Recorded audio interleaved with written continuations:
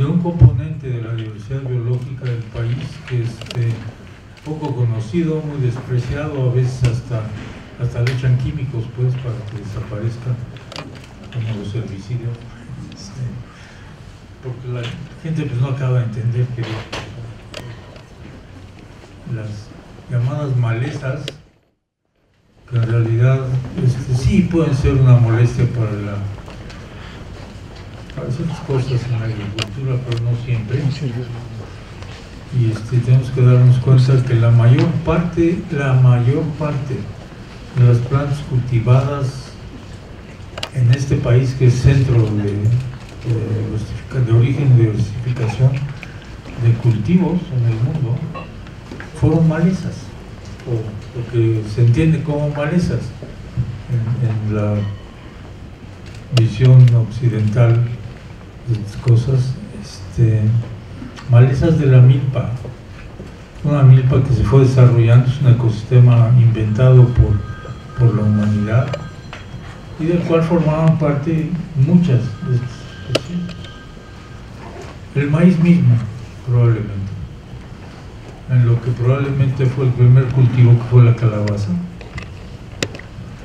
y que, bueno, pues quienes se dedicaban a recolectar y a ver, experimentar y valorar y volver a hacer y a hacer todo el trabajo de experimentación y selección que fueron las mujeres a lo largo, no nada más en México, en todos lados, o en la mayor parte de los lados al menos, fueron seleccionando estos materiales, probablemente primero el maíz, y después pues una serie de cosas, algunos bejucos que se enredaban en los tallos del maíz, y tenían flores rojas y tenían unas vainas, y los probaron, y fueron los frijoles, y los jitomates y los chiles, etcétera, todos provenientes de esto que se llamaría malezas, ¿no? Y ciertamente yo no estoy abogando porque haya malezas en los cultivos, en el sentido de plantas que realmente disminuyen el rendimiento de lo que uno quiere tener. Pero, ¿qué tal si aquellas que más nos interesan las conocemos mejor y las cuidamos y las usamos después? Porque son la fuente de diversidad genética de nuestros cultivos. Están relacionados con los cultivos, y en la medida que los desconocemos, pues perdemos opciones de uso de esa diversidad genética para muchas condiciones, para muchos cambios en el ambiente, entre ellos desde luego pues, el cambio por el calentamiento de la atmósfera, se conoce como cambio climático, pero muchos otros también, ¿no? De pérdida de la fertilidad del suelo, de sequías, etcétera, que realmente no se toman mucho en cuenta, pero que están ahí, que van a pasar, que están pasando ya, y que esto realmente solamente se pueden encarar con adaptabilidad genética, y esa adaptabilidad genética es justamente este conocimiento de la diversidad biológica del país, que nos interesa mucho tener en cuenta y comprender y entender con las plantas que son parientes silvestres de todos los cultivos. Quizá un caso muy icónico, muy especial, es el teosinte, un poco por la relación con la planta más icónica de este país, que es el maíz, pero también porque aún ahora, muy visiblemente, el teosinte está cambiando genes en algunas zonas, por lo menos, con las plantas de maíz, y los está enriqueciendo con diversidad genética. El otro punto que yo creo que es muy importante entender es que esa diversidad genética de los cultivos que tenemos ahora se ha podido lograr gracias a la intervención humana continuada por miles de años, y los herederos de ese conocimiento y de esa tradición constituyen el quintil más despreciado, más pobre, más más marginado de nuestra sociedad, son los campesinos, temporaleros, rurales, que debido a una serie de políticas en el pasado, y espero que se cambien en el presente, han sido hechos a un lado, han sido explotados políticamente, etcétera, sin ningún reconocimiento a que ellos han mantenido esa diversidad genética, que la comemos en la forma de una enorme variedad de productos de cada especie, de variedades de maíz, de variedades de chiles, de variedades de frijoles, etc. Yo creo que ya es tiempo, y yo siempre lo he dicho, de empezar a reconocer el trabajo y la herencia que estos grupos le han dado al país, y darnos cuenta que somos un país fabricante, perdón que use la palabra, pero fabricante de diversidad genética de cultivos y de cultivos que tienen una importancia enorme. No estamos hablando de alguna planta perdida ahí que tiene algún interés en algún grupo, estamos hablando de productos que tienen una importancia económica mundial y que han sido generados justamente en este país a lo largo de miles de años, y que los damos como si fueran productos naturales. Digo, sí, ahí están, ya los tenemos, ¿cuál es el problema? ¿No? Y no entramos a entender el proceso por el cual esto existe, y lo tenemos ahora. Y tampoco entendemos que la gente que sabe cómo mantener eso se está extinguiendo, porque afortunadamente todavía tenemos una diversidad cultural importante en este país, pero la gente envejece, o la gente envejecemos, cualquiera de las dos cosas, y empezamos a perder a quienes conocen de esto. Yo creo que es muy importante ganar esa información, ir a enriquecerla con investigación nueva, con nuevas tecnologías, con nuevas visiones, que la investigación científica que podemos hacer, que tenemos toda la capacidad en México para hacer, en muchas instituciones, INIFAP, desde luego de manera importante, pero muchos otros centros de investigación, universidades que se han metido en esto, para juntos, con ese conocimiento tradicional, realmente lograr una respuesta de adaptación a esos cambios ambientales que ya tenemos encima. Pero también la innovación de cosas que pueden ser muy interesantes, muy importantes en muchos sentidos. No solamente de plantas que están adaptadas a esos cambios, sino de plantas que tienen valores nuevos desde el punto de vista nutricional. De lo que estamos hablando es una cadena que tenemos que entender muy bien, que va desde sembrar una semilla en el suelo hasta poner la comida en un plato, en una casa o en un restaurante, o donde sea, que la gente lo va a consumir. Todo eso tiene que ver con la valoración y con la conservación de nuestros elementos de los que vivimos como alimento. Por eso me da mucho gusto que tengamos a una maestra cocinera de Oaxaca con nosotros aquí hoy. Hemos trabajado con ellas desde hace años. Estamos trabajando con chefs que también hemos tenido mucho contacto, con productores específicos de maíz, ahora que se está exportando de manera... Es curioso, yo no sé si ustedes han visto algún restaurante que venda tortillas de una sola, single race tortillas, como se llaman en Manhattan. Yo no me he encontrado ningún en México, a lo mejor si hay uno, me gustaría saberlo por ahí. Pero ya existen en Nueva York. ¿Por qué no lo estamos haciendo en México? ¿Por qué no le estamos dando valor a esto?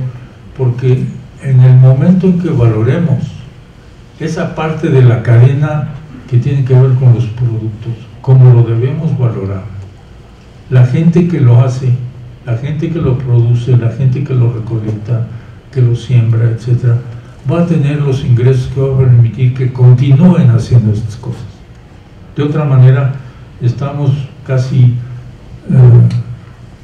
observando o atestiguando un proceso de extinción, no solamente de las especies que nos interesan, sino de las gentes que saben cómo manejar esto. De veras, esto tiene una profundidad y de importancia para el país gigantesca.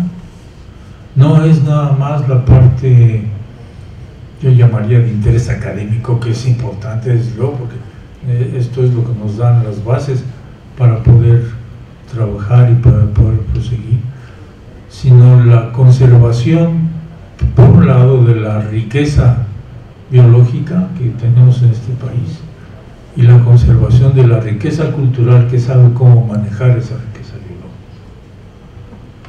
biológica.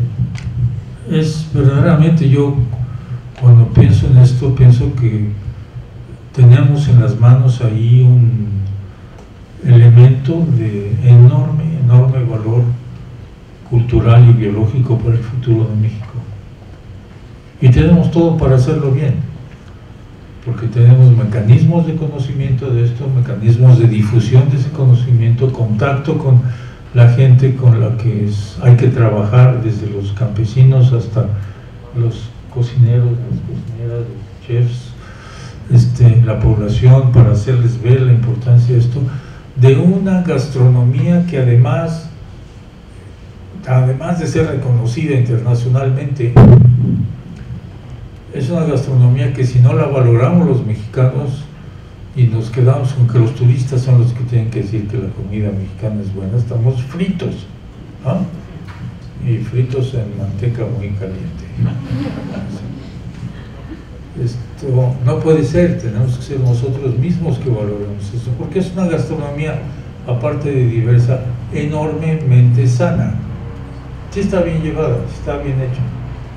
Y esto era lo que teníamos, una alimentación sana, hasta que empezamos a tener la introducción de todos estos alimentos ultraprocesados, industrializados, de fuera, etcétera, que han empezado a ganar un terreno muy grande. Y hay razones sociales por qué esto también pasa, pero que tenemos que entender. Y en este papel, el Estado mexicano debe jugar un papel de rectoría realmente muy importante.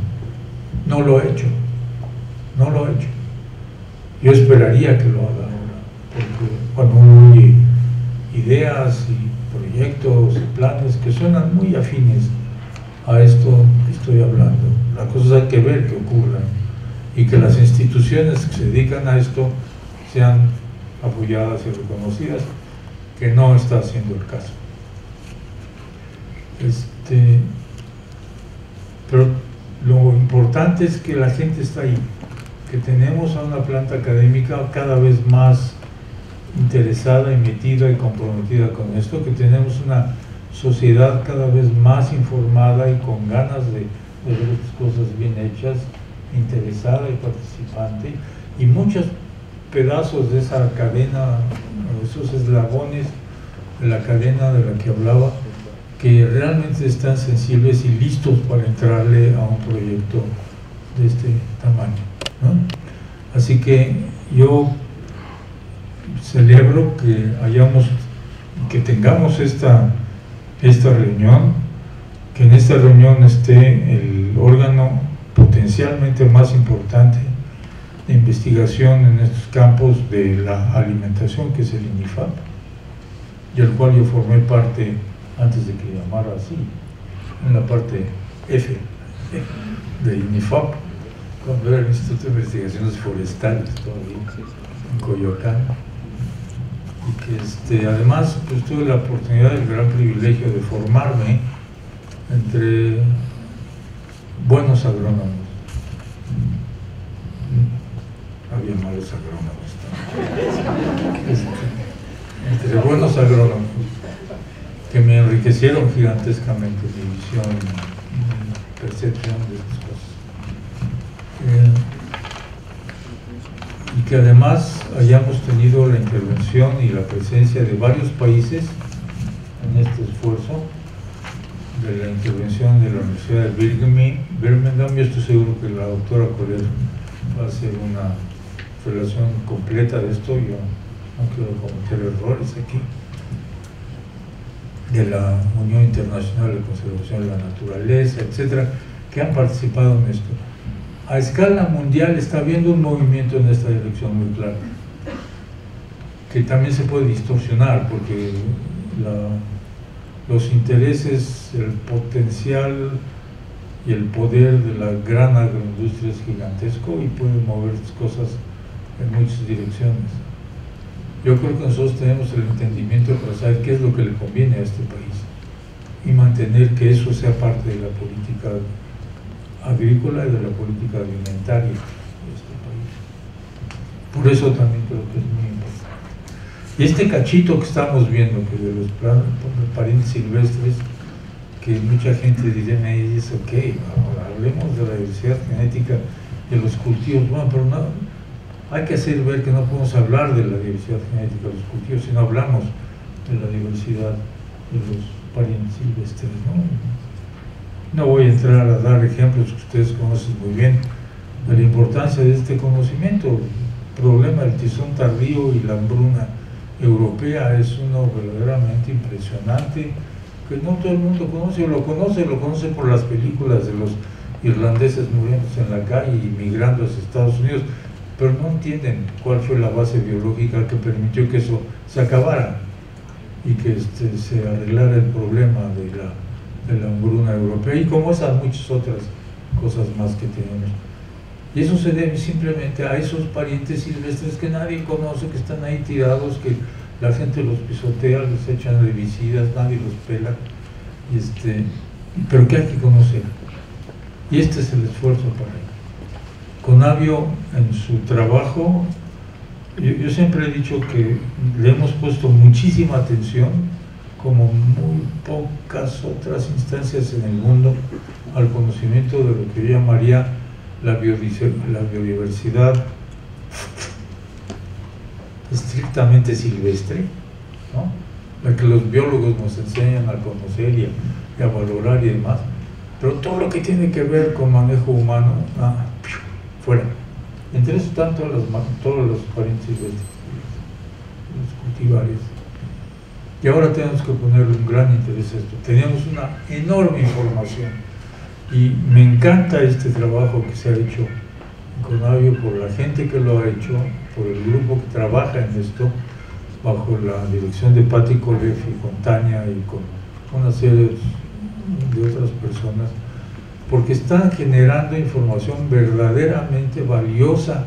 A mí me emociona ver ahorita ya los mapas de distribución de parientes silvestres de toda una serie de cultivos, dónde están, y para empezar a poder hacer planificadamente estudios de la diversidad genética, de cómo están, dónde están los diferentes comportamientos de estas cosas distribuidas en el país, para poderlas utilizar y aplicar. El trabajo es realmente espléndido. Yo creo que lo tenemos que dar a conocer mucho más todavía ahora, empezamos apenas, y hacerlo como todos los elementos que Conavio ha generado durante 30 años, cada 27 años, hacer los bienes públicos, como todo ha sido hecho por parte de Conavio. Felicidades a todos los que han trabajado en esto, al personal de Conavio que ha sintetizado y armado toda la información para ponerla para uso de la sociedad mexicana, para los académicos, para las instituciones, para el gobierno, para la sociedad misma. Y yo espero que realmente esto sea el fortalecimiento de un eslabón que es muy importante en esa cadena a la que me referí, pero que atraigamos a todos a realmente trabajar juntos con la idea de la valoración. Voy a hablar desde el extremo de la gastronomía, de los ingredientes de la gastronomía, mexicana, porque la gastronomía mexicana con chiles chinos no es muy buena, que digamos, o con productos de otros lados, y a la gente que produce todos esos ingredientes, que es quizá también la parte más importante. Gracias a todos por estar aquí y agradezco a quienes me acompañan en esta mesa, porque son personas que están comprometidas y han trabajado cada uno en su área de manera muy intensa, y de veras trabajemos juntos. No va a haber una sola persona, no va a haber una sola institución que haga esto por sí misma. Lo tenemos que hacer entre todos, y esto es lo que realmente puede salir de este tipo de presencias y de trabajo. Gracias y felicidades de veras a todo el personal que participó en esto. Sus palabras. No se me ha olvidado presentar a los miembros del panel, simplemente es que estábamos con una parte de bienvenida, y antes de entrar con ellos a las preguntas es que queríamos que el doctor Saruján, y le pido también a Fernando de la Torre, el director del INFAP, que nos dirija unas breves palabras antes de pasar a otros temas en la mesa. Pero muchas gracias a Celia y al doctor Ricardo por estar aquí.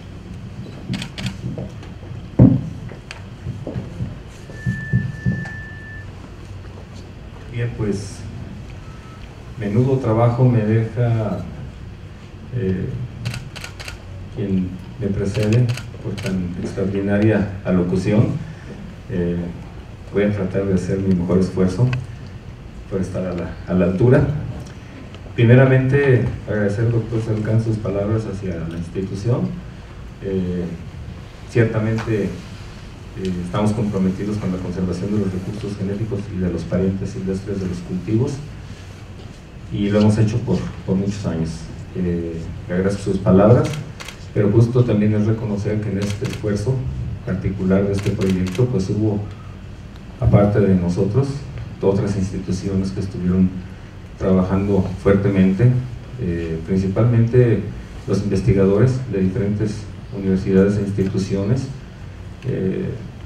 con el temor de omitir algunos, menciono las más importantes: la UNAM, la Universidad Veracruzana, la Universidad de Guadalajara, la UADY, muchas más que estuvieron presentes, trabajando principalmente en el tema de poder identificar las áreas donde iba a poderse realizar la colecta de parientes silvestres. Este trabajo, que yo tengo la certeza de que es la primera vez que se realiza un esfuerzo concentrado específicamente en generar una colecta de parientes silvestres. Como ya lo mencionó el doctor Saruján, es muy importante. Sabemos que los parientes silvestres pues tienen la capacidad de realizar un flujo de genes a través de cruzamientos naturales o inducidos, para agregar características que pueden ser importantes a los cultivos. Basta mencionar que en trabajos que se han hecho para predecir el comportamiento de cultivos y de parientes silvestres ante el escenario del cambio climático en América Latina, han demostrado que mientras que los cultivos van a reducir su potencial productivo en muchas áreas, los parientes silvestres lo van a aumentar. Esto no quiere decir que debemos de cambiar la alimentación a parientes silvestres. Una de las características que tienen los cultivos es que han sido por muchos años seleccionados y mejorados para ciertas características, como el tamaño de la semilla. En la mayoría de los casos, los parientes silvestres pues no son utilizables como cultivos para alimentación, porque tienen semillas muy pequeñas, entre otras características, sabor amargo, etc. Entonces, no quiere decir que vayamos a cambiar a comer parientes silvestres, pero sí que los parientes silvestres tienen el bagaje genético que necesitamos para la adaptación de los cultivos actuales a las condiciones que vendrán con el cambio climático, ¿sí? Uno de los grandes problemas en los parientes silvestres es que no se ha sistematizado un inventario a nivel nacional y en muchos países. para poder saber qué es lo que tenemos de paredes silvestres, y pues mucho menos se han caracterizado para poder también identificar qué es lo que nos puede servir de ellos. Pero el primer paso pues es colectarlos y obviamente también realizar acciones para su conservación, tanto in situ como ex situ. Entonces, en este sentido, este es un gran paso que se está dando con este proyecto, y que pues recientemente lo comentaba, yo ya lo tenía muy en mente, que se hizo el trabajo muy eficiente de poder identificar las áreas con potencial para poder encontrar a los parientes silvestres en el país. Esto requirió un gran esfuerzo de muchos investigadores, que ese gran esfuerzo fructificó en la elaboración de mapas con el expertise de Conavio, que aplicó ahí todos sus conocimientos de geomática para poder identificar en el espacio las zonas con mayor posibilidad de tener parientes silvestres, y que por otro lado tenemos también pues un permiso de colecta, donde pues también hay que reconocer a la Semarnat, que nos apoyó ahí pues de manera muy determinante, la maestra Alejandra.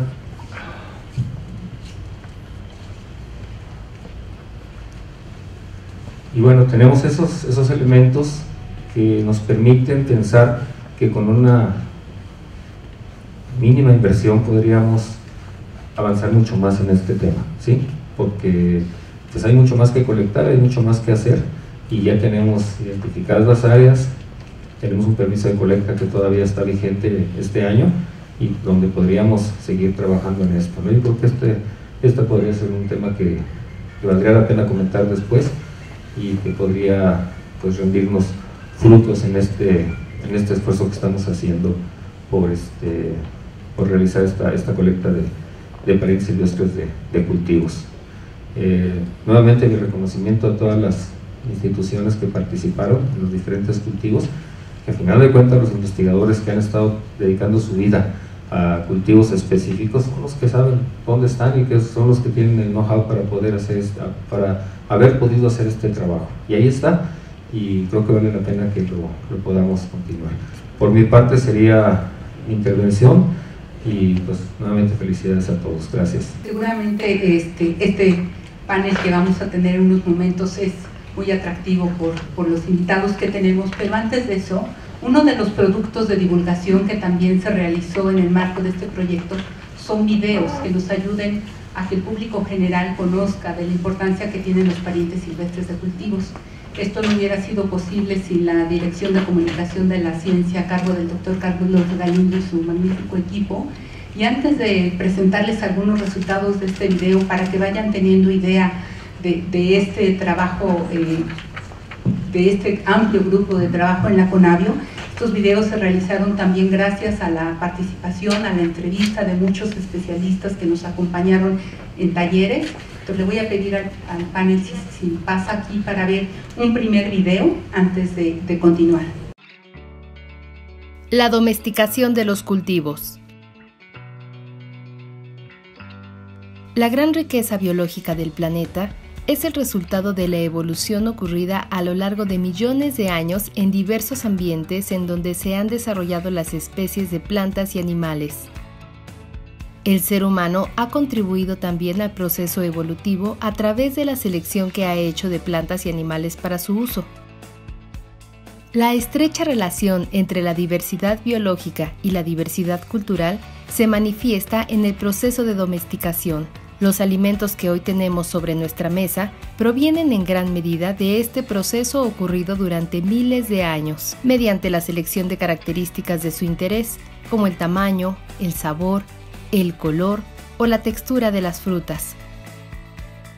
Actualmente recolectamos semillas de plantas cuyos frutos agradan al paladar, para luego sembrarlas en un lugar cercano.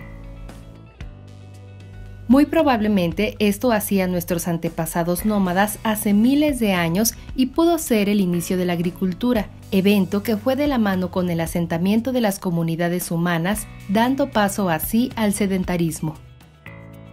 La domesticación de los cultivos actuales se dio a partir de plantas silvestres.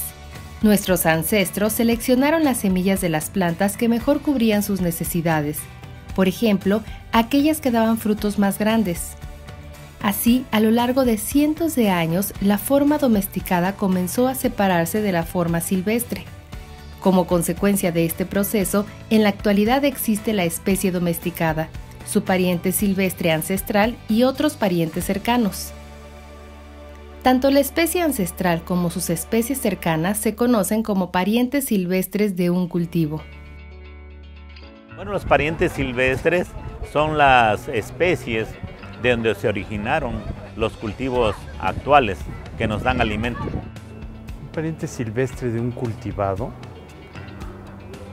puede ser muy cercano, como casi su abuelo, el ancestro de donde salió ese cultivado, o puede ser casi un hermano. En nuestro país, un pariente silvestre, ¿sí?, a veces está a un lado de su pariente cultivado. La cruza entre especies cultivadas con sus parientes silvestres puede producir que sus descendientes tomen ciertas características del pariente silvestre que deseemos, por ejemplo, la resistencia a algunas plagas. Sin embargo, también pueden heredarse características que no queremos, como frutos más pequeños. Pero volviendo a cruzar a la nueva generación híbrida con los cultivos, podemos recuperar las características de los cultivos y mantener la variación útil de los parientes silvestres. A este proceso se le conoce como mejoramiento, utilizando a los parientes silvestres.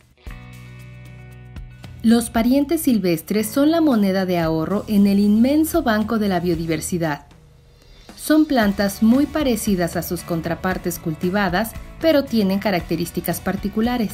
Por ejemplo, pueden tener mayores posibilidades de adaptación a ambientes secos o húmedos o resistencia a enfermedades. De esta manera, se podría decir que son un seguro de vida para los cultivos que hoy nos alimentan. Gracias a ellos y con la ayuda de los procesos de mejoramiento, es posible adaptar a nuestros cultivos ante las cambiantes condiciones ambientales, garantizando así la permanencia de los alimentos que tanto disfrutamos. Entonces, los animales silvestres, de donde vienen los domesticados, esos no solamente fueron sujetos o algunos de ellos sujetos a la evolución bajo domesticación, tienen millones de años detrás de selección natural, de cambios que se han ido dando y que están contenidos en el pool genético de estas especies silvestres. Por eso conocerlas tiene un valor inestimable que ya ha sido probado, no es nada más una teoría que dice uno, bueno, en algún momento estas cosas van a ser útiles. Ya lo han sido, por ejemplo, con la solución del problema del tizón tardío de la papa, que generó millones de muertes, 2 millones de muertos o más, otros tantos millones de emigrados porque no había qué comer en el norte de Europa, en Irlanda, o con la filoxera en la uva, o con docenas de otros ejemplos claros en los cuales las plantas silvestres fueron la fuente de variabilidad genética o de resistencia genética que ayudó a resolver un problema de producción alimentaria.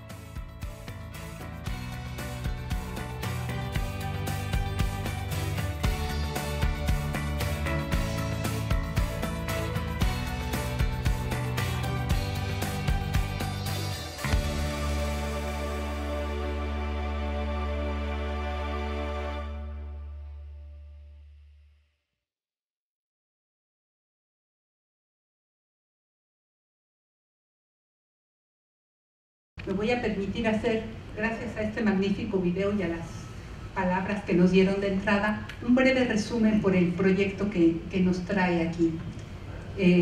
Este proyecto, si me permiten la analogía, la semilla que cayó con este proyecto llegó en febrero de 2014 con una idea de empezar a evaluar a las especies, a los parientes silvestres.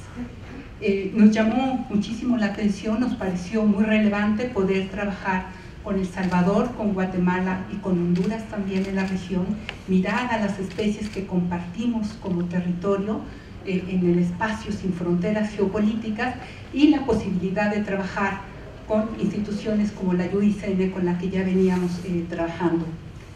La que sigue, por favor.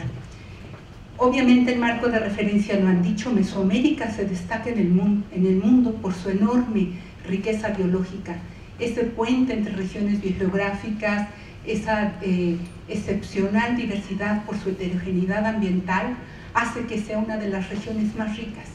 Pero más allá de ello, tiene una diversidad cultural amplísima y reconocida, que hace que sea reconocida como uno de los centros de origen y diversidad genética de cultivos más importantes en el mundo. No voy a ahondar en esto, aquí están además muchísimos especialistas y entonces es como hablar frente a ellos, es un poco, créanme, difícil. La que sigue. En este proyecto, que después esa semilla que costó trabajo, créanme, escarificar y presentar la propuesta, que inició formalmente en el 2016 y que fue en sí mismo un proceso muy valioso de aprendizaje, Franco, Tania de la mano, negociando con todos para que este proyecto saliera y nos llevara a ser un elemento que contribuyera en una estrategia más grande que hoy mismo se está haciendo realidad con el proyecto de agrobiodiversidad. Nos planteamos identificar algunos de los parientes silvestres con los que íbamos a trabajar. Ya se han identificado antes, hay muchos especialistas en México que hace muchos años vienen trabajando en ello. Nosotros queríamos saber con cuáles podíamos empezar a hacer esta evaluación de riesgo de extinción y hacer propuestas de elementos que lleven justamente a su conservación y a su manejo sostenible, la que sigue. En esta propuesta no partimos, como decía el doctor Sarucán, de cero. Tenemos un amplio conocimiento compilado en la CONABIO durante más de 27 años de diversas bases de datos que nos permiten saber dónde se han recolectado más estas especies de diferentes géneros. En un principio nuestra lista tenía 92 géneros con más de 3.000 especies que eran imposibles de trabajar con el tiempo, recursos, esfuerzos de este pequeño proyecto. Sacamos criterios con muchos expertos, hicimos talleres, llegamos a una primera lista de 17 géneros y decidimos trabajar en el proyecto a 10 géneros que están relacionados a 9 cultivos, que son las que ven en el póster tan bonito y el cuadernillo que les acaban de entregar, y sus parientes silvestres identificados hasta ahora no es una lista exhaustiva, son 226 especies y subespecies, la que sigue. En este póster lo que tratamos de plasmar son ejemplos de algunos de los parientes silvestres y sus cultivos relacionados. Como ya lo dijeron, claramente ese acervo genético que está en las plantas silvestres de millones de años de evolución tienen ese seguro, ese ahorro en el banco para tener genes de los cuales partir cuando se quiere hacer fitomejoramiento, cuando se enfrenta a condiciones adversas, y son realmente un seguro de vida muy relevante. La que sigue. ¿Cómo están esas 226 especies? ¿Están muy bien afuera o están en riesgo? Y pues lamento decir que sí tenemos malas noticias, porque más del 30%, un 34% de las especies están en riesgo de extinción en las categorías más altas, están en peligro crítico, en peligro vulnerables. Para algunas ni siquiera podemos saber si no hay evidencia, tenemos pocos datos. Todavía el quehacer que tenemos aquí es muy importante, pero esto nos permite empezar a pensar en estrategias para cada una de ellas, sabiendo cuáles son los principales factores que las afectan. En la que sigue. Como pueden ver aquí, muchos de estos factores son los mismos que están afectando a la biodiversidad. La expansión de una agricultura muy tecnificada, las especies exóticas invasoras, plagas, organismos genéticamente modificados, la sobreexplotación de recursos, la expansión urbana. Pero más allá de eso, es que estos factores no actúan de manera aislada, sino que a lo largo de la distribución pueden ser diferentes factores y también podemos tener algunos actuando de manera conjunta. Esta información está ya en base de datos y nos permite saber cómo podemos actuar mejor para la conservación. La que sigue. Uno de los objetivos del proyecto fue tener un enfoque de planeación sistemática para la conservación, para analizar a estos parientes silvestres de cultivos. Como decía el doctor Sarucán, generamos un mapa continuo que nos permite afrontar esos sesgos, pero a la vez tampoco estamos seguros que en la distribución la especie no es la misma.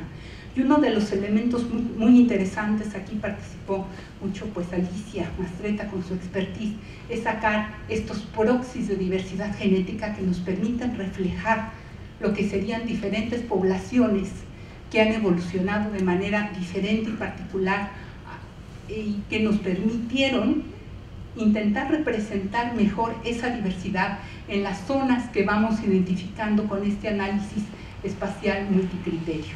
La que sigue. Tenemos ya una clara idea de dónde tenemos que hacer acciones urgentes. Este mapa continuo nos muestra que en todo el país hay parientes silvestres de los cuales preocuparnos, pero más que preocuparnos, ocuparnos. Todo el país hay algo por lo cual se destaca una región, una zona, y fíjense que apenas estamos tocando a parientes silvestres de 9 cultivos, ni siquiera es la diversidad completa total. Pero también nos dice dónde podemos ser muy eficientes en promover acciones de conservación que pueden ser áreas protegidas, áreas de conservación voluntaria, trabajar con las comunidades, porque en las zonas más oscuras hay cosas muy interesantes, se concentran muchas de estas especies, o están las especies en peligro crítico más vulnerables, o están aquellas de distribución muy restringida que si no hacemos acciones pronto se pueden perder para el mundo. Esta bonita diapositiva preparó porque nos deja ver algo que no es coincidencia, como decía el doctor Sarucán. Estas zonas coinciden con muchos de los territorios de los pueblos indígenas, que son los motores que desde hace tiempo y hasta hoy mantienen la diversidad genética de nuestros cultivos. Estas zonas coinciden con muchos de estos territorios, por ejemplo, en la zona del Mayo Yaqui están aquí los parientes silvestres del algodón, donde están Abiquiere, ya lo sabe muy bien, Gossypium turneri y turberi, y hay muchas. Lo interesante del mapa que tenemos hoy es que en cada píxel de kilómetro por kilómetro cuadrado podríamos saber qué especies están ahí y con cuáles, en qué estado de riesgo, de extinción están, etcétera. La que sigue. Obviamente esto nos sirvió para guiar, como decía el doctor de la Torre, hacia dónde podemos ir a buscar a hacer colectas muy estratégicas, además de que guardamos información fenológica para saber que no nada más vamos por muestras de herbarios, sino por accesiones que entran a los bancos de germoplasma que son muy relevantes. En la corta vida de este proyecto nos dio tiempo de hacer estas colectas. En los países aquí solamente participaron México, Guatemala y El Salvador. El Salvador fue, por cierto, el que hizo el mayor número de recolectas, pero tenemos 241 muestras de 81 especies, y esto es solamente un primer esfuerzo importante. Lo importante es que hoy tenemos el mapa, la disposición y la voluntad de continuar trabajando en estos temas. Algunos de los ejes ya se han mencionado en la introducción que hizo el doctor Sarucán y el doctor de la Torre. El conocimiento sin duda debe seguir siendo la base para contar con información útil. Tenemos que hacer caracterización en muy diversos aspectos, desde morfológica, genética, conocer la distribución, el estado en el que se encuentran estas poblaciones, el trabajo interdisciplinario. Creo que este proyecto es un ejemplo de diferentes disciplinas, desde agrónomos, biólogos, ecólogos, hasta artistas plásticos. Aquí nos acompañan Héctor Tobón y Adriana Iwasaki, que hicieron las hermosas ilustraciones que están en el póster y el cuadernillo, y yo creo que esto es lo que debe seguir prevaleciendo, poner las capacidades de todos para buscar este bien.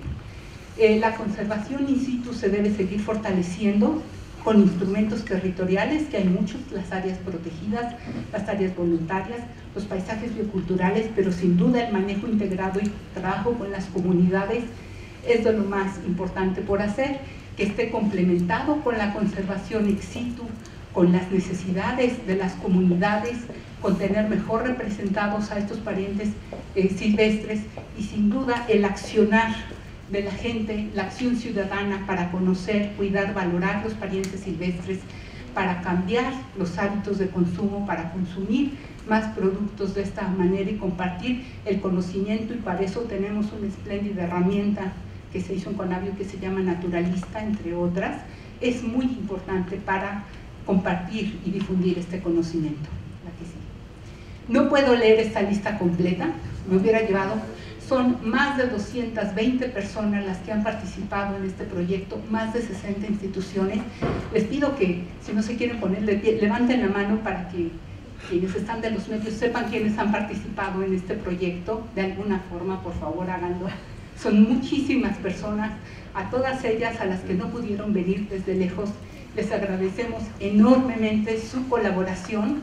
Es un privilegio trabajar con tantos especialistas, siempre dispuestos a regalarnos con su tiempo. Y la última es para decirles que próximamente va a estar una síntesis ejecutiva del proyecto, además de los reportes, y que toda la información se mantendrá viva en la página de la Conavio. Me gustaría expresarles, cuando uno va al campo y cree que porque uno llevó libros y fue a la escuela va a enseñar, se da cuenta que estas personas tienen 10,000 años, ellas y sus ancestros, trabajando con estas plantas. Y esas manos llenas de callos significan una cosa: respeto.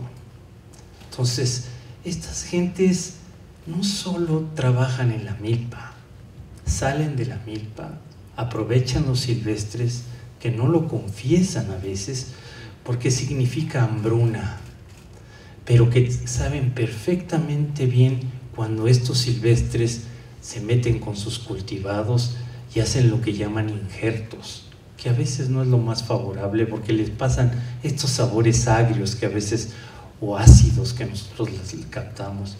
Pero esta comunión que también se dio en este grupo de El Salvador, Guatemala, Honduras y México, con todos estos cultivados, nos dio esta impresión que tenemos que tener para este respeto biocultural. Si no hay esta unión y este respeto, esto no hubiera llegado a los platos de toda la comunidad mundial. Porque nosotros, y al decir nosotros me siento mal, nuestra gente, y aquí estoy hablando de mucha gente, en África, en la India, en Japón, esta gente es la que nos nutre ahora.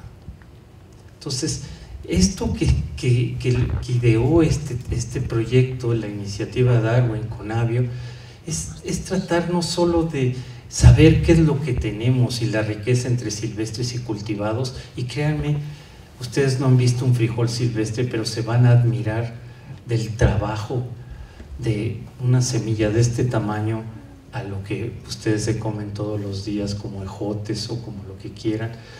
Y esta combinación, esta interacción, créanme que esto de que el frijol se trepe en el maíz no es de gratis. Esto se llama ciencia cultural. Esta gente hace muchos años se sentó.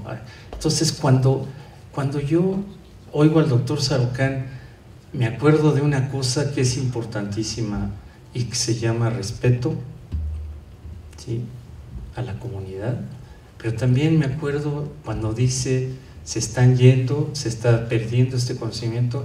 Me acuerdo que hay una cosa que nos debe interesar a todos, que este respeto biocultural lo transmitamos a los niños, porque si no, no tiene salvación esto. Muchas gracias. Fue magnífica la respuesta. Le preguntaría a Celia si están desde las cocinas, saben que muchos parientes silvestres se usan directamente, hay chiles, hay tomatillos, hay quelites. ¿Cuál es el aporte para nuestras cocinas? ¿Cómo podemos impulsar la valoración de la cocina tradicional?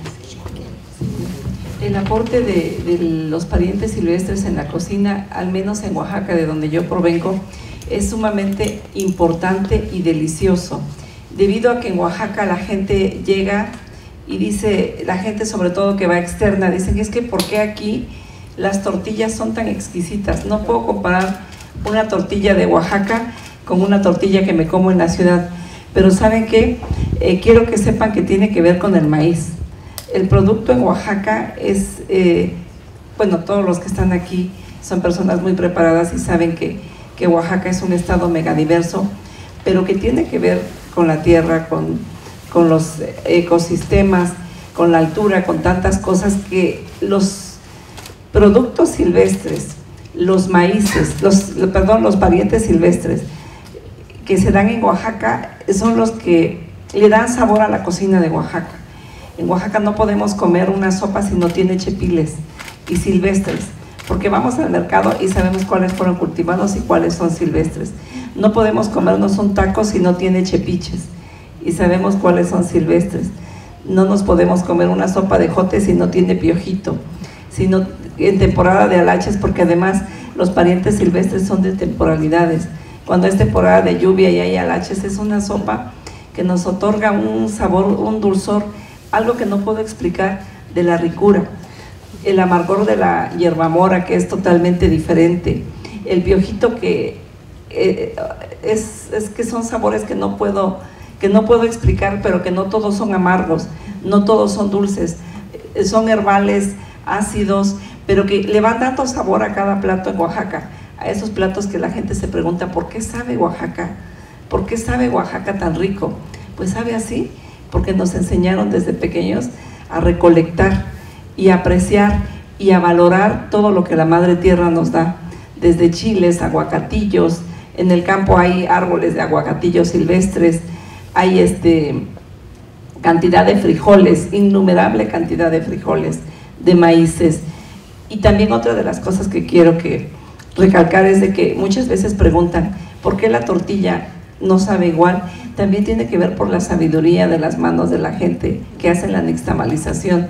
Independientemente de los sabores de los maíces, tiene que ver mucho con esa sabiduría que no hemos apreciado y que se ha menospreciado mucho en las investigaciones de la gente que llega a Oaxaca a hacer libros, y que no le dan el valor a la gente de decir que Juan Pérez cultivó o que Juan Pérez recolectó.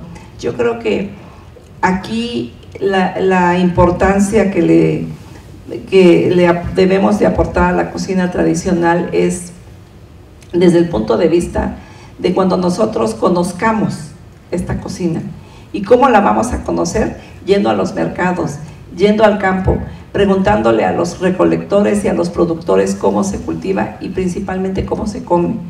Y ellos les van a dar las técnicas, porque son ellos los poseedores, que saben si una flor comestible se le pone el tronquito y si no se le pone, si se le pone el pistilo, si únicamente se usan los pétalos, si de los quelites comestibles que hay y sobre todo silvestres de recolección, si hay que tatemarlos o si hay que hervirlos. Ahora quiero que sepan que los quelites, cuando los comemos, cambia mucho el sabor de cuando los olemos. Entonces, cuando tú tienes esa interacción del fuego, ya sea en comal, ya sea tostado, porque tenemos la costumbre de tatemar al fuego directo y ponérselo a la olla, ponerle unas hojas de aguacate silvestre, la cosa más espectacular del mundo, tostarlas en la brasa y echárselas a la olla de mole. Ese es un mole insuperable. Entonces, todas esas técnicas que sabe esa gente es lo que debemos de aprender. Es cuando nosotros, es irlo a saber, y es cuando nosotros les vamos a dar el agradecimiento cuando hagamos un documento, porque hay que documentar, porque si no, todo este trabajo que están haciendo ustedes, si no se documenta, se va a perder. Pero hay que darle el valor. A nosotros, como seres humanos, cuando empoderamos a la gente lo hace con tanto, de por sí los campesinos dan tanto, con tanto cariño. Pero si nosotros decimos que el señor que está en tal comunidad, la comunidad con nombre y apellido, y que el señor se llama fulano, y que su esposa, que es la que hace el alimento, se llama como, y lo anotamos en el libro y ponemos la foto del campesino, sus manos, para que nosotros le demos el valor, porque ver las manos de un campesino y tocarlas es otra cosa. No podríamos en una foto expresar el trabajo de ese hombre cuando nosotros sentimos la mano de ese hombre. Entonces, como tratar de plasmar desde cómo está su cocina y dónde produce eso, porque la gente viene a México y va a Oaxaca a saber por qué Oaxaca sabe así, o por qué se habla en el mundo de Oaxaca que Oaxaca está tan rica, pero Oaxaca sabe a eso precisamente por su infinidad de ingredientes que tiene, por el respeto que le hemos dado a los oaxaqueños, por la profunda identidad, por el producto que tenemos. Pero en nosotros sí existe esa apreciación, en los oaxaqueños, al comer, y existe la apreciación hacia la gente, no regateamos. Eso del regateo ya pasó de moda en Oaxaca, porque eso es una cosa tan triste, que te están, imagínense, fue de recolección y te están dando a 3 por 10 los rollitos y todavía, ay no, dame 4, dame 5, o sea, qué tristeza. O sea, yo nada más me pongo a pensar cuando escucho eso, cuánto le cuesta el transporte al pobre señor en llegar a la capital, y entonces imagínate si le empezamos a regatear. Entonces hay mucho compromiso de nuestra parte para que esto se siga dando, para que los campesinos lo recolecten, pero principalmente para que nosotros sepamos ejecutarlos. Esto tiene que ser con investigación y con documentación. Entonces estamos totalmente convencidos de que, al menos de mi parte como cocinera, llegando a Oaxaca tengo un serio compromiso. Tenemos un grupo de cocineras tradicionales en Oaxaca donde trabajamos de la mano. Están muchísimas cocineras del estado y cada vez estamos tratando de sumar más. Intercambiamos conocimientos, el gobierno del estado nos está apoyando no solamente en hacer encuentros de comida que son exquisitos, sino también de tener encuentros entre nosotras para platicar cómo comemos, qué es lo que comemos, en qué temporalidades, cómo se utiliza, y tener encuentros académicos entre cocineras, que como lo decía el doctor, es ciencia y sí es ciencia, porque saben exactamente cuál es el momento en que se le quita alguna cosa el tronquito a la hoja, o que si se le pone o que si no se le pone. Entonces todo eso nosotros para comerlo debemos de saber, porque esta no es una cocina nueva. Es como lo decía el doctor, esta cocina es una cocina milenaria, que se la debemos a nuestros ancestros, de los cuales ellos cuántas cosas tuvieron que haber pasado, a lo mejor intoxicaciones, para saber si se podía consumir o no se podía consumir. Entonces aprovechemos este conocimiento que ya tenemos y gocemos de la cocina mexicana, y la consideración, la apreciación desde mi punto de vista de la aportación de los parientes silvestres en la cocina mexicana, yo considero que es una de las más importantes, porque son las que aportan el sabor. Porque hablando de quelites, son los que aportan exquisitos sabores. Los aguacates, comerse un aguacate criollo es la cosa más exquisita. Entonces valoremos y aprovechemos, y también no solamente, como decía el doctor, vamos a comer cultivos silvestres, sino vamos a sumar con lo cultivado y a darle sabor con lo silvestre, para seguir teniendo la mejor cocina que tenemos como ahora la cocina mexicana. Qué placer, ¿verdad?, escuchar esto. Podríamos quedar aquí 3 horas más, porque es fascinante este tema de las cocinas y de los sabores. Pero le voy a preguntar a Fernando de la Torre, ahora que está esta agenda de transversalización y que debemos seguir impulsando, ¿qué acciones, qué programas, qué estrategias debemos de seguir para continuar desde el sector agrícola impulsando, salvaguardar a los parientes silvestres de los cultivos? Sí, muchas gracias. Bien, pues creo que lo primero que salta a la vista es que nuestra agricultura debe de ser cada vez más agricultura sustentable, una agricultura con un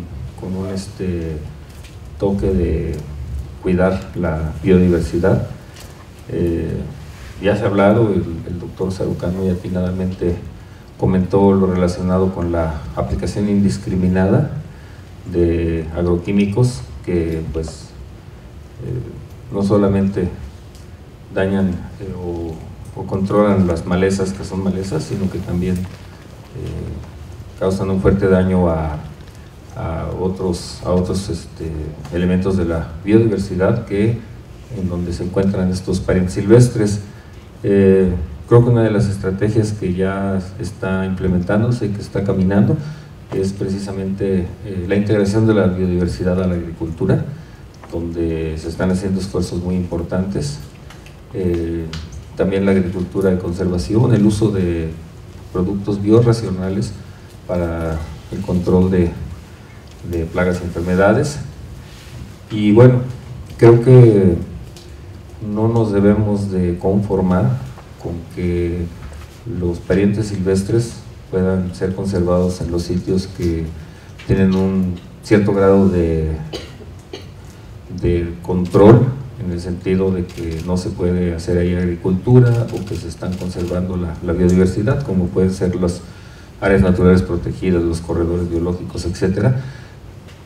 No debemos de conformarnos con pensar que ahí se conservan los parientes silvestres, porque pues también coexisten, como ya lo mencionaron, con los cultivos, y entonces tenemos que estar al pendiente de ellos en esa parte donde estamos llevando a cabo actividad agrícola y ganadera también.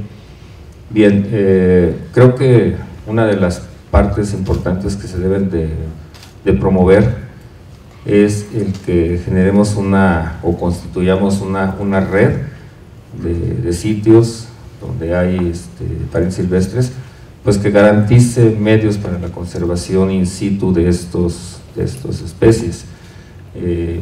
También pues concientizar a los agricultores sobre la importancia que tienen y el valor potencial que tienen los parientes silvestres de cultivos, y que los cuiden. Ellos son los que a final de cuentas se van a beneficiar.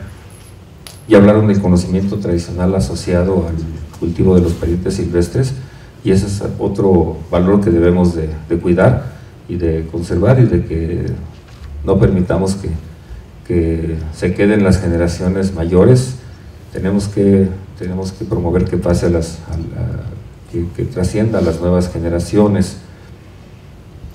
Otra parte que es importante es el fomento de la agricultura tradicional, el que se fomente los sistemas tradicionales de cultivo, cuyo más gran ejemplo pues es el sistema de la milpa, que como sabemos la milpa tiene muchas acepciones dependiendo de la región, de los grupos étnicos. Cada grupo étnico tiene su versión particular de la milpa, y ya sabemos que es un sistema de producción amigable con el ambiente, inteligente, y además que proporciona una nutrición adecuada a la gente que consume los productos de la milpa. Y bueno, también algo que se ha hecho con especies cultivadas, pero que valdría la pena fomentar que se haga también con los parientes silvestres, es el incluir los parientes silvestres en estas estrategias que ya conocemos como son los bancos comunitarios, ¿sí? Donde la gente está conservando sus propias semillas, donde crean un esquema de compartir con el productor que de repente se queda sin semilla, compartir las reservas que se tienen, y donde se asegura en este caso pues la permanencia de productos cultivados, pero que son originales, como por ejemplo las razas de maíz. Ahí podríamos ver cómo se pueden incluir también pues parientes silvestres, sobre todo aquellos que se utilizan en la alimentación. Y finalmente no debemos de olvidar que aunque la estrategia de conservación in situ nos permite tener una conservación dinámica, en el sentido de que los cultivos van evolucionando conforme a características cambiantes en el medio ambiente, y podemos nosotros conservar o tener esa evolución gracias a la conservación in situ. También debemos de complementarla con la conservación ex situ. La conservación ex situ no es una estrategia única. No podemos confiar en que si tenemos semilla de X o Y especie conservada en un banco de germoplasma ya aseguramos su conservación. No, es una estrategia muy útil, pero es complementaria a la conservación in situ.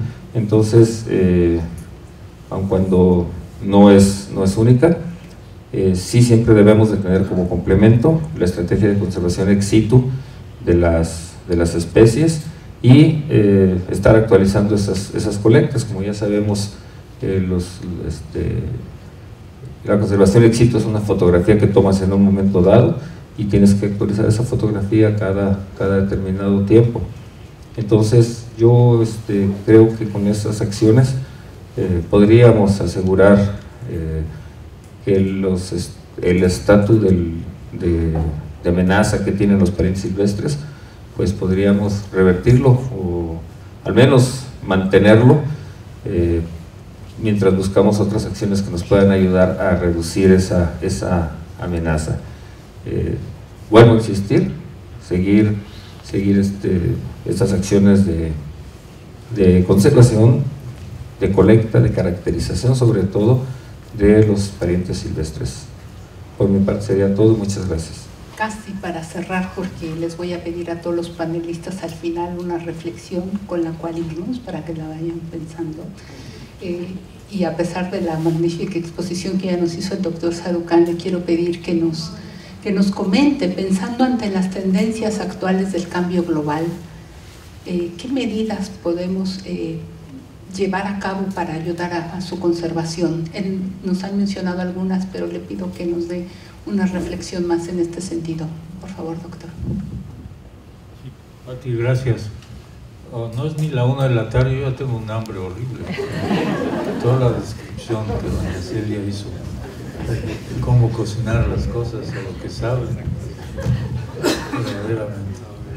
Deberíamos haber acabado la reunión con una comida como es, pues de quelites y de otras cosas. Y nada más yo le diría a doña Celia, el problema con Oaxaca es que en comparación con la Ciudad de México, en la Ciudad de México se recicla mucho, en Oaxaca no. Y en la Ciudad de México se recicla el cartoncillo para hacer tortillas, mientras que en Oaxaca se hace con maíz de veras, de tal manera que pues eso es muy difícil de combatir, honestamente. ¿Cómo entrarle a esto? Yo creo que desde luego pues una de las cuestiones es darle importancia, y esto va a ser la pregunta al final, seguramente no quiero meter mucho en ello, el reconocimiento de los parientes silvestres, de los cultivos. Pero yo creo que lo primero que tenemos que hacer es que la sociedad, el gobierno mismo, entienda el proceso por el cual tenemos la diversidad de cultivos en este país y cómo se ha mantenido y quiénes lo han mantenido y qué hay que hacer para que esos quienes lo han mantenido lo sigan haciendo, que la labor de estar ahí se vuelva atractiva y que los jóvenes que abandonan el campo porque no ven mucha cosa, se queden porque ven que esto es algo que realmente vale la pena culturalmente, pero también económicamente. Y ahí pues es una cuestión en la que yo creo que fundamentalmente es un trabajo central de rectoría del Estado, que si no se entiende ahí va a ser muy difícil. Pero me parece que hay que insistir en que esto se asuma por las instancias gubernamentales, y también que la sociedad entienda esto para presionar que esto ocurra, por un lado, pero también para valorar y estimular y apoyar ese proceso que yo hablaba, del cual ellos están prácticamente en la parte final de la cadena, pero que darle énfasis a esa parte final de la cadena tiene necesariamente una catarata hacia atrás de impulso y de apoyo y de valoración de todos los elementos que permiten que haya una comida en un plato, en algún lugar. Yo sé que hay paladares selectos para apreciar Subways, no sé si se llaman, y Big Macs, y siempre los va a haber, ni modo, es la diversidad humana con estas cosas. Pero lo que tenemos que realmente hacer también es un esfuerzo que también tiene que ser organizado de manera nacional. Hubo un intento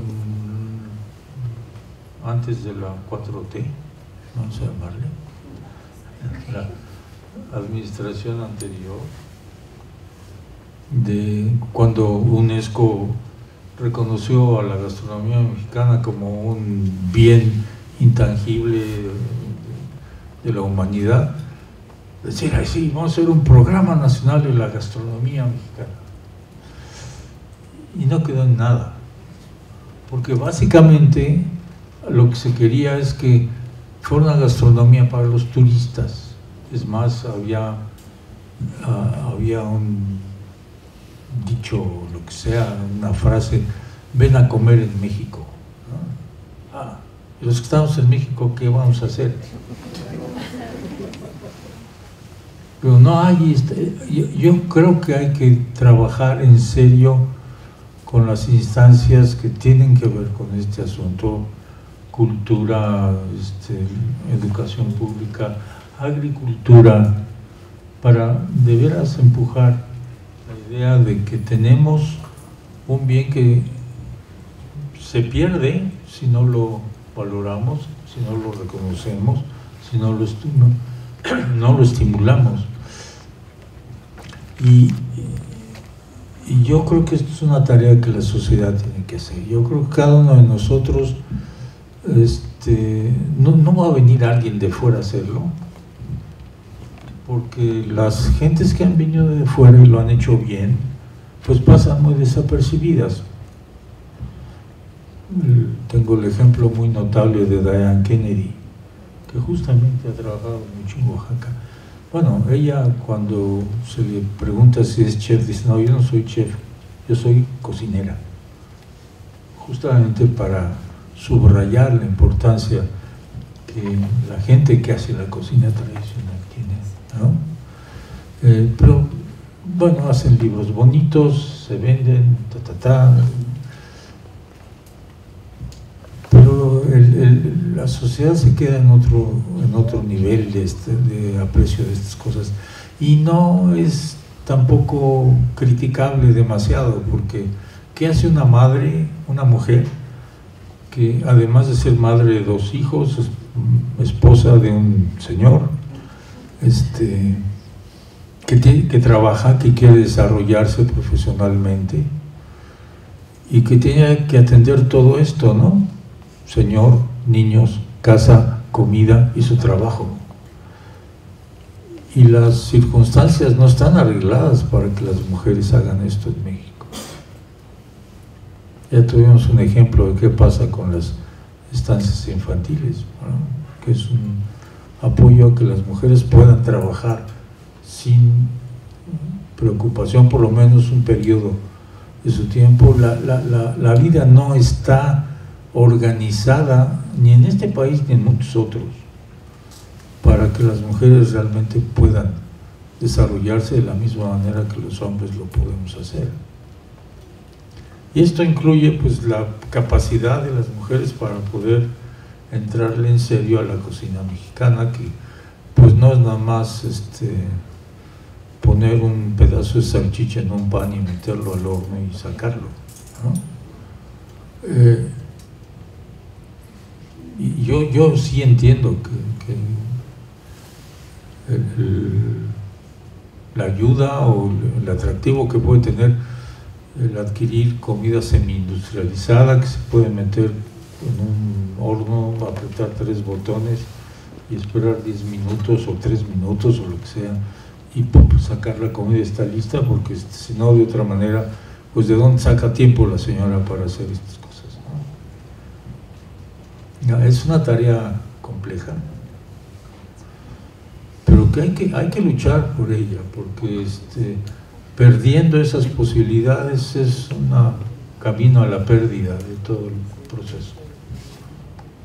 Por eso a veces cuestiones que no parecen tener ninguna conexión con la valoración de la gastronomía mexicana son cuestiones a las que nos tenemos que fijar y ver que realmente se reduzcan en su papel de limitantes y de obstaculizantes para que estas cosas ocurran.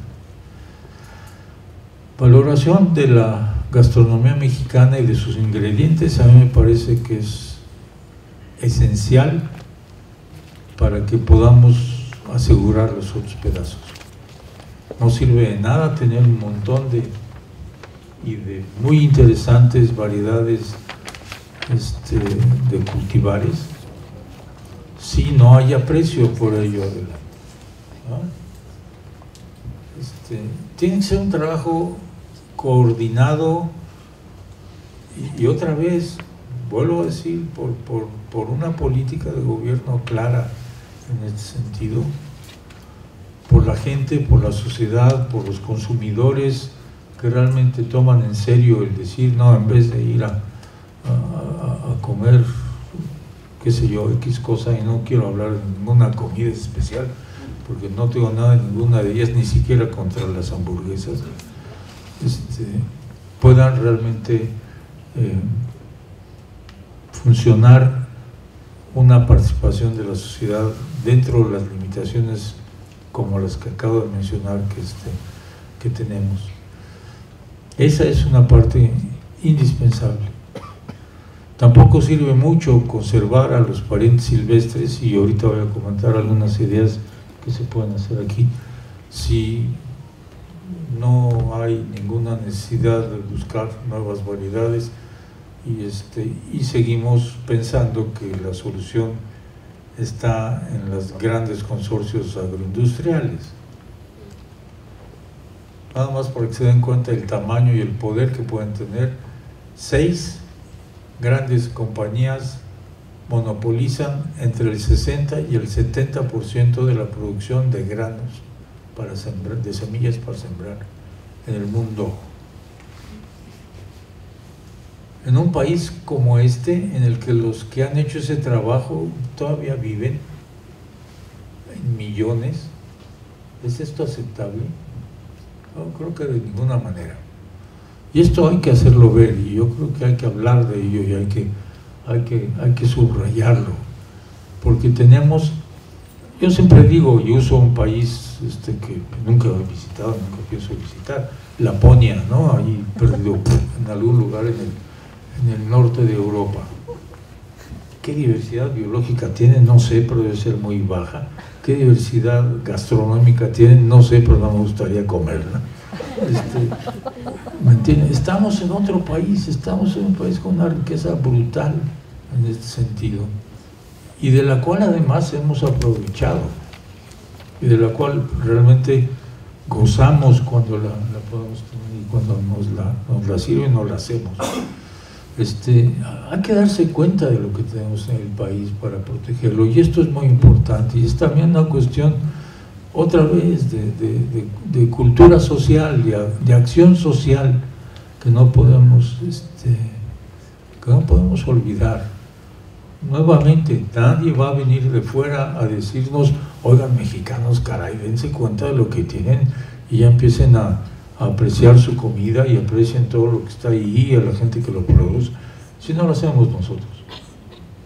Yo creo que esto es, perdón que lo diga, a lo mejor no tiene nada que ver con conservar biodiversidad en el campo, pero tiene mucho que ver, porque estas cosas no van a ocurrir si la sociedad en donde esto está inmerso, o la sociedad que está inmersa en ese medio, no actúa y no influye en estas cosas.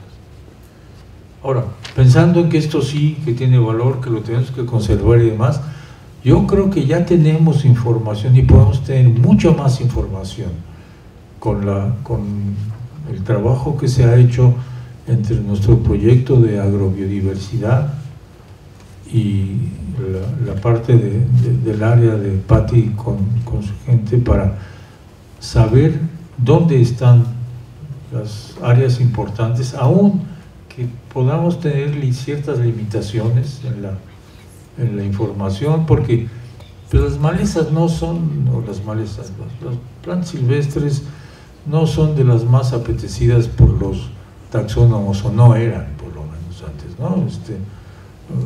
Malditas hierbas, ¿quién las va a colectar? ¿Quién sabe? Yo no me dedico a eso.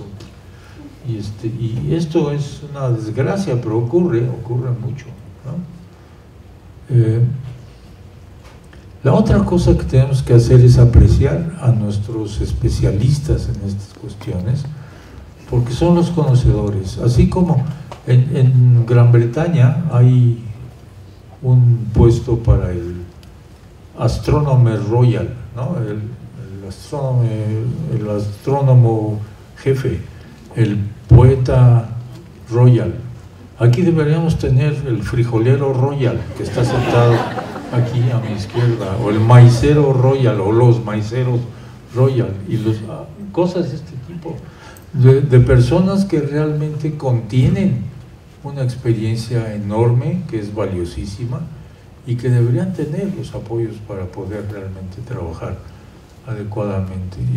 Es otra cosa que perdemos, es cosas se toman como, sí, el cuate sabe un chorro, eso, qué bueno, a ver, ¿de qué otra cosa hablamos? ¿No? Tenemos un poco, yo no diría desprecio, pero falta de cuidado en valorar estas cosas, que es muy importante y que yo creo que también tiene que cambiar. Pero volviendo al punto, tenemos la información para saber, por ejemplo, cuáles serían áreas críticas de conservación en donde hay parientes silvestres valiosos, y a lo mejor empezar a declarar áreas de protección, esto así como hay áreas naturales protegidas. Y yo creo que este es un trabajo que se podría hacer mucho en conjunto con INIFAP, de proponer ciertas áreas específicas de protección que puedan ser utilizadas, pero en la cual pues no haya incendios que acaben con todo, no haya motoconformadoras que lleguen y se limpien todo, sino cuidados que realmente permitan que estas cosas sigan viviendo las condiciones ruderales en las que tienen que vivir, porque si hay un bosque ahí, pues algunas cosas se desaparecen y ya no existen. Habría que pensar en esto. Yo creo que es una tarea que tenemos de generar visiones nuevas de protección de algunas de estas áreas que contienen a grupos o conjuntos de parientes silvestres, de manera que realmente podamos tener buena protección. Y esto no quiere decir enajenar áreas, sino incluso de las mismas áreas agrícolas donde la gente está trabajando, poder ayudar a que una parte de esto se conserve, se promueva, y que esto se haga con algún aliciente, como ahora sí sería una especie de pago por servicios agrícolas, no sé cómo llamarlo, pero una cosa similar a lo que se ha hecho de esta manera. Pero no nos olvidemos, este es un bien que pertenece al país. La gastronomía mexicana ha sido producido por gente de México, ha sido continuado por gente de México. Los que valoramos esto gozamos poder comerla y hacerla a veces también, pero hay mucha gente enormemente experta para esto, que también debería tener escuelas de formación de gente, ¿no? Atraer a los chefs a que hagan esto. Ya hay un grupo de chefs muy metidos en esto, pero atienden a pedacitos chiquitos de la población. Pueden tener una capacidad de pataleo importante, algunos de ellos, hay que aprovecharla. Yo pienso que es un trabajo que tenemos que hacer entre todos, algunos con su conocimiento científico profundo, importante, que permite entender las cosas bien, otros con su conocimiento tradicional importante, que permite entender por qué han hecho las cosas como las han hecho, y que podamos con ambos conocimientos mejorar las cuestiones, las instituciones en las que están estas personas y las áreas en donde trabajan quienes hacen esto en el campo, no sé, si no nos movemos como sociedad no va a ocurrir. Eso me queda muy claro. Y además de eso, hacerlo lo que nos toca como profesionistas, como especialistas, como se le llame, en cada uno de nuestros campos, desde la agricultura y la plantación de cultivares, de milpas, lo que sea, hasta la producción de los alimentos de manera tal que la gente se muere por comerlos, ¿no? Y realmente me encanta mantener esa tradición. Yo creo que no nos podemos quedar simplemente en cómo lo hacemos para proteger especies silvestres parientes de los cultivos. Tenemos que ver todo el campo, si queremos trabajar en esta idea de la conservación de la diversidad biológica, de la conservación de la diversidad cultural, ¿cómo se llama?, de la sinergia entre estos dos, y de la capacidad que tenemos ya de entender esto bien, aprovechar esos conocimientos y ponerlos al uso de la sociedad y al beneficio de la sociedad. Es un chorro de gente, ¿no? Es casi toda la población del país la que está metida en esto. Pero tenemos que darnos cuenta de eso y funcionar con los diferentes componentes de ese enorme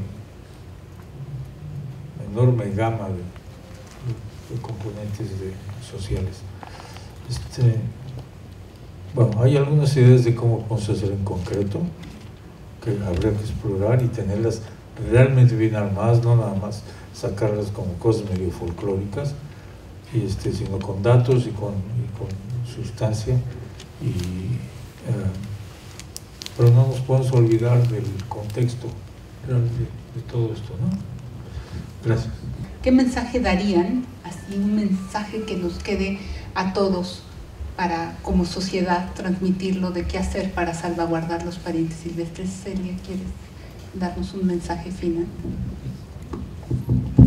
Pues yo considero que es la utilización de los mismos, el conocimiento de ellos, pero además llevar esta voz a donde venimos, por ejemplo, de mi parte, con las cocineras, con los productores, que no los arranquen, que permitan que den su semilla, que los vendan, que los recolecten, para que esta tradición no se pierda, la tradición, ni la semilla, ni el aporte nutrimental que le dan a la tierra tan importante para la producción del maíz o de lo que se encuentra cerca de ellos. Y también es muy importante el saber que lo que estamos comiendo es un aporte nutrimental muy importante de esos alimentos, o sea que no tiene comparación de los nutrientes que nos aportan no, más que todo es incentivar a los campesinos, porque llegan al campo como con el espejito, ¿no?, a decirles que utilicen esta semilla. Nunca les dicen que esa semilla ya no la van a volver a ocupar, sino que tienen que comprar otra, y tampoco les dicen que va a acabar con todos estos parientes silvestres que están en torno, y eso es un peligro, y eso está pasando y sigue pasando. Pasó hace mucho tiempo con el jitomate en Oaxaca, con el frijol, con el maíz, gracias a Dios no ha pasado. Yo creo que es algo de lo que estamos cuidando mucho, y pues es la forma, ¿no?, de que haya capacitación de cerca, técnica, a los campesinos, para que estos sepan realmente qué es lo que pasa cuando ellos compran una semilla, y que se van a someter no a comprarla nada más una vez, sino cada vez que cultiven, y que va a acabar con estos parientes silvestres. Entonces yo creo que debemos de ser portadores ahora existen las redes sociales, portavoces, y como lo decía el doctor aquí, el tema de inculcar estos valores a los niños. Y sí, también recalco mucho lo que dice el doctor, de lo difícil que es comer, en el tema que yo manejo, de que las mujeres cocinen con este ajetreo de la vida moderna, lo difícil que ha de ser para ellas ir al mercado, lavar muy bien las cosas, ponerlas a cocer porque pues tienen tiempo de cocción. En el caso de los quelites pues es muy rápido, pero que aparte aprendan a cocinar y le den una buena alimentación. Entonces yo creo que hay que enseñar a los niños también, porque ya los niños no quieren comer ese tipo de comida. Hay que decirles la importancia de la nutrición, lo que le aporta a su cuerpo, que ellos entiendan qué importancia debe de tener el alimento lo que tú te metes al cuerpo, y que, no quiero decir una palabra inadecuada, pero qué mal estás haciendo al querer comerte conservadores, alimentos procesados, hamburguesas, hot dogs, y cuánto tiempo tardas en digerirlos. Entonces, como que los niños sepan qué es una alimentación sana y de calidad, porque tenemos que hacer algo con las nuevas generaciones. Entonces, dar cursos, por ejemplo, en nuestro caso en Oaxaca, en el grupo de cocineras tradicionales, le damos cursos a las amas de casa gratis de cómo cocinar, y a los niños. Nos tomamos el tiempo para ir a las escuelas. En las comunidades las cocineras están haciendo un trabajo importantísimo, desde la enseñanza de la nixtamalización, el cómo se utilizan los ingredientes, la recolección de insectos, en qué tiempo hay, cómo se cocinan, cómo se hierven, cómo se tuestan, o si son nada más hervidos con ajo, como al mojo de ajo. O sea, como todo ese tipo de cosas se les están enseñando a los niños, y de que no pierdan la costumbre de comerse los taquitos de hierbitas, de quintoniles, de comer calabacitas hervidas, chayotes hervidos. Entonces sí existe, y sí se les está dando a las cocineras como armas para que ellas lo puedan hacer, que no tienen que tomar ninguna capacitación, simplemente lo que ellas saben, que lo manifiesten, que lo enseñen. Y pues bueno, yo creo que esta sería una de las formas de que esto no se pierda, de que estos ingredientes sigan, porque sí sería un golpe muy duro para la gastronomía en México y en Mesoamérica. Muy rápido. Miren, creo que aquí le está hablando un biólogo. Quiero llamarles la atención porque no todo lo que está dentro de la milpa es para comida.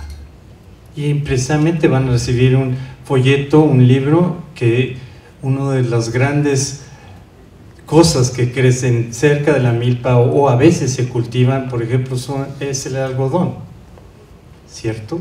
Entonces le estoy hablando de una persona que trabaja con leguminosas, y lo primero que pensarían es que leguminosas se comen. Pues el país tiene más de 23,000 especies, de las cuales 2,000 son leguminosas. Y yo me asombré cuando casi la mitad de ellas no se comen, se usa como plantas medicinales. Y muchas de ellas a veces crecen en esos campos de cultivo, no están ahí de gratis. Esas cercas que ustedes ven llenas de arbolitos y muchas veces de leguminosas, no están ahí, es la farmacia más cercana que se tiene, ¿sí? Es la fibra más cercana, es la artesanía más cercana. Esto no es de gratis, esto se llama cultura. Entonces, por favor, sí, ya sé que está muy concentrado y siempre lo hemos pensado en la comida. Cuando los tamales se los comen en la esquina, no se están comiendo la bráctea de un maíz, es el envoltorio, que también sirve. O sea, estos campos de cultivo no nada más dan comida. Estas cercas vivas no nada más dan comida para el ganado, sino que dan medicina, dan otras cosas. Creo que esto de que, bueno, es que ya no llega el quelite al tiempo, va a ser peor cuando esto comience a cambiar la temperatura. Y eso es lo que pasa. Y aquí les quisiera llamar la atención, porque este cambio climático, llámenle como, hace cambios en la floración, hace cambios, pero no solo en eso, sino en las interacciones que tienen esas plantas y las de afuera, que no están ahí afuera nada más de gratis. Como les dije, son los Walmart, las tienditas, las farmacias, ¿sí?, de todas estas comunidades.